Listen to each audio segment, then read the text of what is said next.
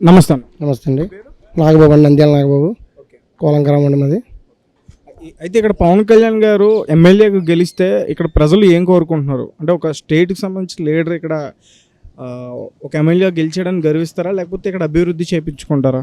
అభివృద్ధి చేయించుకుంటారండి. అన్ని రకాలుగా కేంద్రం సపోర్టుతో, ఇక్కడ వర్మ గారి సపోర్టుతో అన్ని రకాలుగా అభివృద్ధి చేయించుకుంటారు. అది ఇక్కడ పిఠాపురంలో ఇప్పటివరకు ఇక్కడ ఏమేమి లేవు, సమస్యలు ఏమున్నాయి? అన్ని సమస్యలు అండి పిఠాపురానికి. పిఠాపురం అంటేనే లోకువ ప్రతి ఒక్కరికి. రావడం, ఎక్కడి నుంచో రావడం, గెలిచేయడం, పోవడం, మళ్ళీ 5 సంవత్సరాల తర్వాత మళ్ళీ ఓట్లు ఆడనే రావడం. ఇప్పుడు అలాగే చేస్తున్నారండి. వైఎస్ఆర్సీపీ ఏం చేస్తున్నారు? ఆవిడకి ముందు ప్రజారాజ్య పార్టీలో గెలిచింది, వెళ్ళిపోయింది. గెలుచుకుంది, ఆడపడుచు అంది, వెళ్ళిపోయింది. ఆడపడుచు ఏం చేద్దండి? అమ్మగారి ఇంటికంటే దోచుకుపోద్ది. అలా దోచుకుపోయింది. మళ్ళీ ఎంపీగా వచ్చింది, మళ్ళీ 5 సంవత్సరాల్లో కనపడలేదు. ఇప్పుడు వచ్చి ఓట్లు అడుగుతుంది. ఏ రకంగా అడుగుతుంది? ఏ రకంగా హక్కు ఉంది ఆవిడకి? ఇప్పుడు వర్మ గారు ఉన్నారు, నిత్యం ప్రజల్లో ఉన్నారు, ప్రజల్లో ఉండి సేవ చేశారు. పిలిస్తే పలికేవాడు. ఆయన ఏమంటున్నాడు? బంగారం పళ్ళులో పెట్టి పవన్ కళ్యాణ్కి తిరగక్కర్లేదండి. ఇక్కడ ఆయన ఏం క్యాన్వాసింగ్ చేయక్కర్లేదండి. బంగారం పళ్ళులో పెట్టి ఉదయం 7 గంటలకు వస్తాడండి ఆయన. ఎండా కొండ లేకుండా ఈవినింగ్ 7-8 గంటలకు ఇంటికి వెళ్తున్నాడు. 24 గంటలు ఆయన తిరుగుతున్నాడు.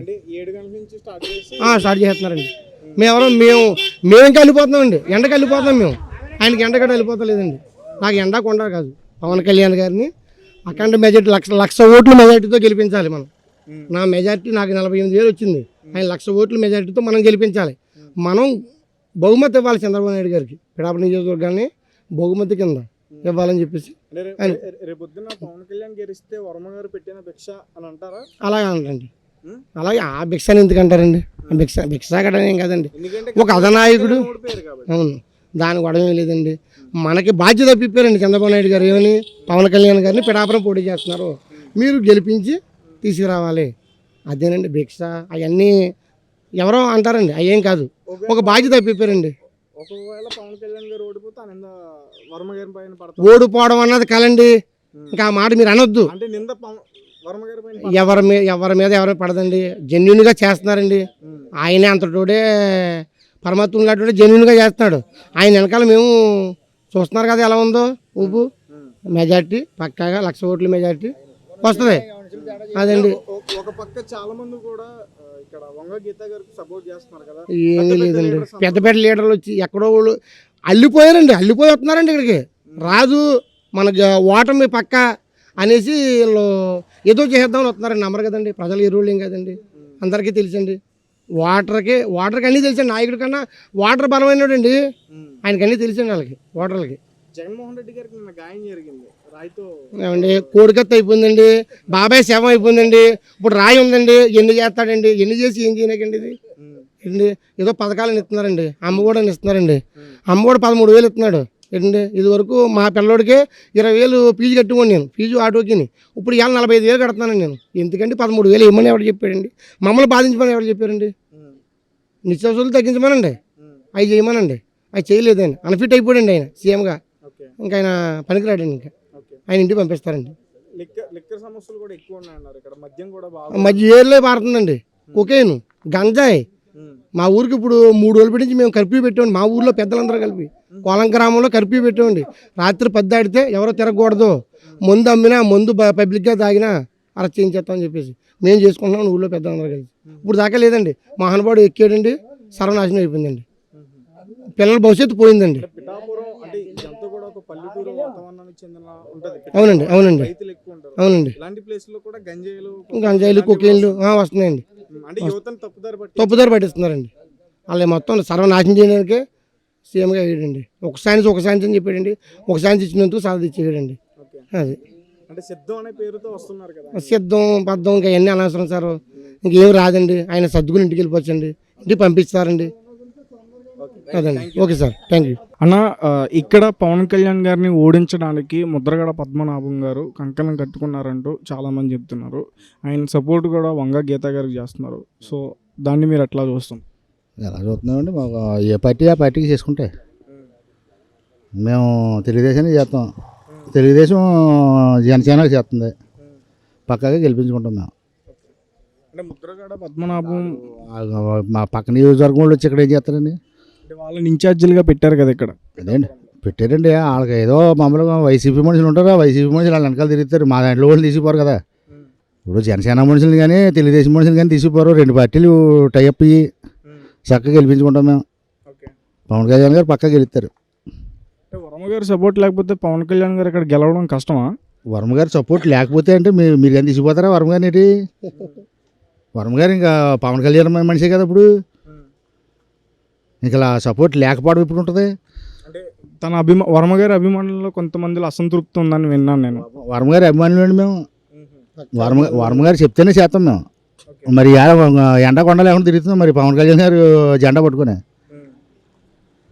మరి చాలా మంది ప్రజలు కూడా ఇక్కడ పవన్ కళ్యాణ్ గారు రావట్లేదు, ఆయన ప్రచారం చేయట్లేదు అని చెప్పేసి అంటారు. స్టేట్ లీడర్ అండి ఆయన. స్టేట్ లీడర్ ఎందుకు వస్తారు? మమ్మల్ని చంద్రబాబు నాయుడు గారు ఇది పెట్టిన దగ్గర చంద్రబాబు నాయుడు గారు క్యాన్వాసింగ్ చేసుకుంటాడా?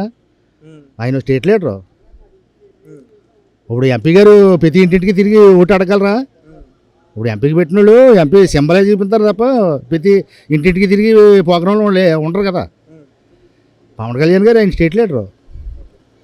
ఆయన ఎన్ని వేల ఓట్లతో పవన్ కళ్యాణ్ గారిని ఇక్కడ గెలిపించుకుంటారు? పవన్ కళ్యాణ్ గారికి ముందు వర్మ గారి మీద ఇంకా ఎంతో కొంత మెజార్టీ వస్తుందని ఆశాభావం వ్యక్తం చేస్తున్నామండి మేము.